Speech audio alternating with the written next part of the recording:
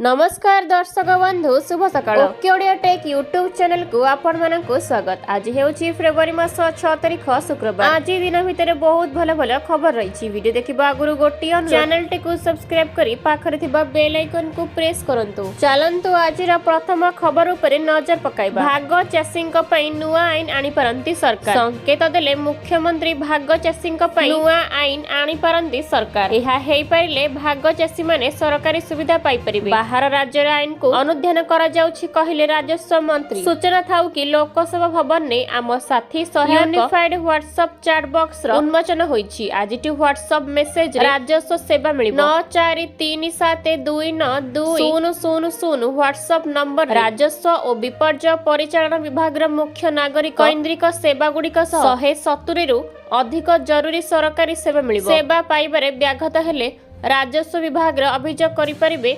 आवेदनकारी। 57टी उप निबंधन कार्यालय उद्घाटन करिसेंती मुख्यमंत्री मोहन माझी। परवर्ती खबर राशन को नहीं केंद्र सरकार बड़ पदक्षेप। एणिकी शस्य बदल मिलिबो। जदि आपणकर राशन कार्ड अछि एवं आपण सरकार मासिक मागण राशन योजना हिताधिकारी तेबे एहा आपणक पई गुरुत्वपूर्ण सूचना। केंद्र सरकार राशन को नगद सहित बदलाइबाकू योजना करुछंती। किछि अंचल रे एक पायलट प्रोजेक्ट आरंभ होई सारिछि। तथापि सोशल मीडिया रे रिपोर्ट प्रसारित हेउछि जे कही शस्य पाइबे नहीं। एपरी रिपोर्ट प्रति सतर्क रुहंतु। शस्य उपलब्ध हेबो किंतु देय एवं बंटन प्रक्रिया डिजिटलाइजेशन करा जाउछि। आसंतु एही योजना संपूर्ण विवरणी एवं किए योग्य ताहा वर्णन करिबा। ई रुपी किंबा नगद पारंपरिक राशन बंटन व्यवस्था को आधुनिकीकरण करिबा पई सरकार ई रुपी व्यवहार करिबा को जाउछन। चंडीगढ़ भली शहर रे सफल परीक्षण आरंभ होइछि। हिताधिकारी माननकु आउ शस्य पई लंबा धाडी रे अपेक्षा करिबा को पड़िबो नहीं। सेमाननको मोबाइल फोन को एक डिजिटल भाउचर एवं खाता को टंका पठाई जाय। प्राथमिक उद्देश्य हेउछि दुर्नीति को रोकिबा एवं हिताधिकारी माने बजारर सेमानक पसंद गुणात्मक शस्य किनि परिबे ताहा निश्चिंत करिबा किए योग्य हेबे। एही योजनार लाभ ए पर्यंत सारा देश रे कार्यकारी होई नै किंतु केवल एनएफएस जातीय खाद्य सुरक्षा आईन अधीन रे थिबा व्यक्ति माने योग्य हेबे। परवर्ती खबर पंजीकरण करि नाहंते कि तथापि बिक्की परिबे धान। चाषींक पई हाईकोर्ट को बड़ राय। जानंतु पंजीकरण करि नथिबा चाषीं को हाईकोर्ट रो आश्वस्ति। पंजीकरण करनथिले भी धान बिक्री रु हेबनी वंचित। धान क्रय प्रक्रिया पई पीपीएस प्रोक्यूरमेंट सिस्टम पोर्टल ले नाम पंजीकरण होई नथिबा दर्शाई चाषी मानकु धान बिक्री रु वंचित करा जाय परिबो नहीं। अदालत कहिसंती जे सरकार को धान संग्रह व्यवस्था मुख्य उद्देश्य होची चाषी कल्याण एवं सेमानकु उत्पादन वृद्धि पई उत्साहित करिबा। केवल पोर्टल ले नाम पंजीकरण होई नथिबा भली केतेक वैषयिक कारण गरीब चाषी को सेमानक जीवन जीविका वंचित करा जाय परिबो नहीं बोली हाईकोर्ट तांको राय रे कहिसंती। तेनु एने रुजु एक मामला रे हाईकोर्ट आवेदनकारी चाषी माने अदालत को आदेश रे नकल कॉपी दाखल करिबा मात्रे सेमानक धान किनिबा पई आवश्यक पदक्षेप नेबा जगतसिंहपुर जिल्लापाल को निर्देश दैछंती। परवर्ती खबर पीएम किसान 28 फेब्रुआरी मध्ये रे पंजीकरण करिनथिबा हिताधिकारी योजना रो बाद पड़ी पारंती। पीएम किसान हिताधिकारी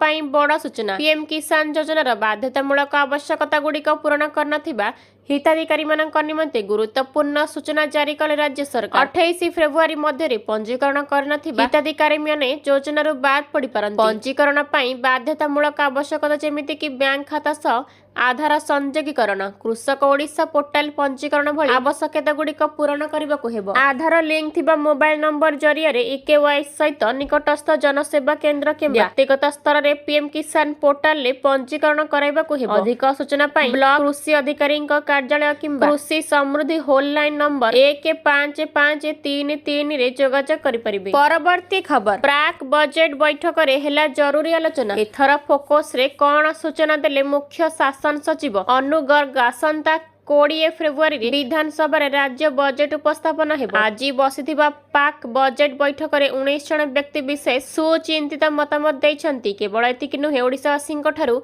मध्य राय लोड़िछंती राज्य सरकार। जणे साधारण मध्य सोशल मीडिया रे सेमानक गुरुत्वपूर्ण जणाइछंती। बैठक पर सूचना दे मुख्य शासन सचिव कहिछंती जे चलित बजेट रे मध्यवित्त कृषि खाउटी सभी प्राथमिकता दिया जायछि। सहित शिक्षा स्वास्थ्य प्रजुक्ति विद्या टेलीकॉम नियुक्ति आदि दिग उपरे अधिक फोकस दिया जिवो। प्रतिटी जन साधारण किभଳି एही बजेट रे उपकृत हेबे ताहा हेउछि मूल लक्ष्य। एही पई बैठक रे पूर्वतन अर्थमंत्री अर्थ सचिवंक सह विभिन्न व्यवसायी स्टेक होल्डर मानकु मध्य शामिल करा जायथिला।